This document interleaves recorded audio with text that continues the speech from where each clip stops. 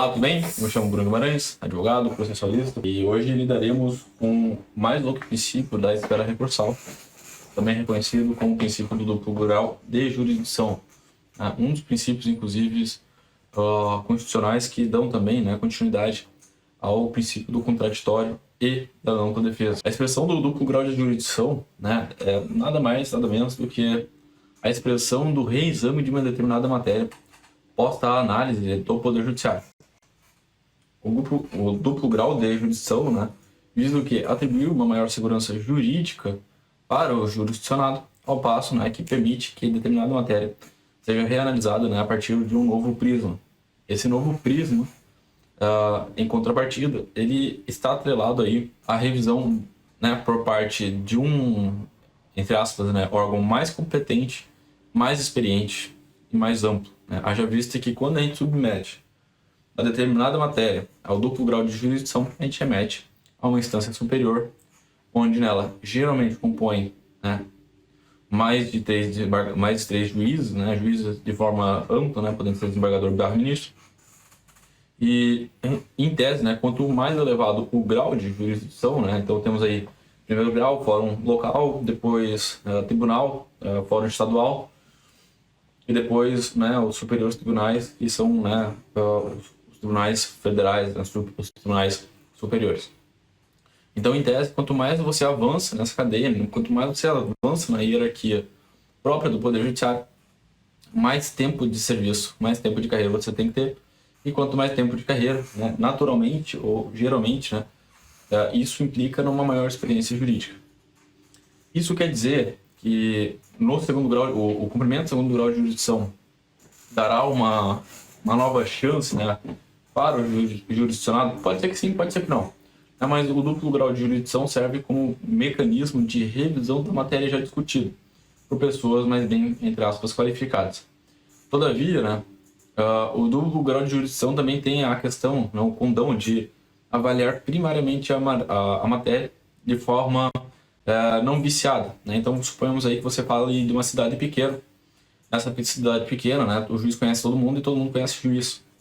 A gente tem a experiência natural daquele juiz vai impactar diretamente em sua decisão, de modo que, da mesma forma, não acontece no tribunal. Então, no tribunal, nós temos a situação seguinte: os juízes irão fazer uma reanálise da matéria de forma não viciada, de forma, assim, naturalmente já não teria que ser feita, mas de uma forma não tendenciosa. Porque, diferentemente daquilo que tem no tribunal local, o tribunal estadual está mais distante, vamos dizer assim, desses vícios do cotidiano. Quer dizer aí que, como a gente falava, não necessariamente a decisão do segundo grau será melhor para aquela pessoa que está buscando o duplo grau de jurisdição. Todavia, far-se-á cumprir um requisito constitucional, que seria o reexame daquela matéria, e o exercício, muitas vezes, do contraditório da ampla defesa.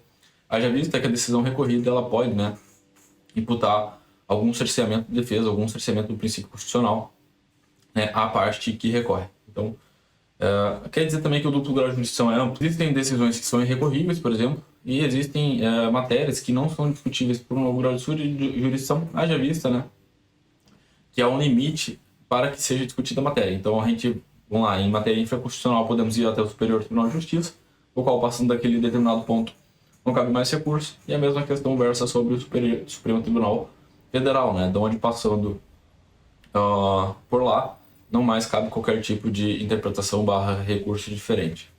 E aí entra uma outra questão: a aplicabilidade e a manutenção de uma jurisprudência coesa e segura, por meio do artigo 927, incisos 3 do Código de Processo Civil.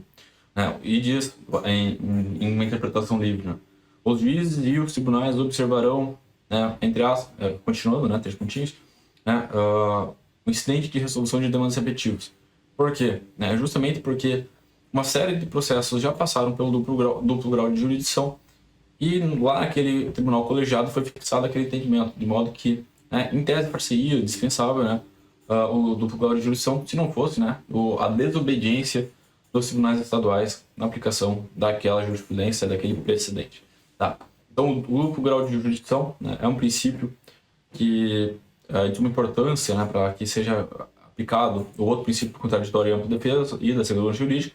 Todavia, né, como a gente bem destacou ali, ele não é absoluto, haja vista que haverão matérias que não serão passíveis de recursos e haverão situações, né, que não caberão mais recursos simplesmente por já terem esgotado todas as vias, né? O processo tem que chegar a um fim e não pode ser infinito, ok? Então a gente se vê num próximo episódio, né, para falar sobre o princípio da singularidade. Até, tchau.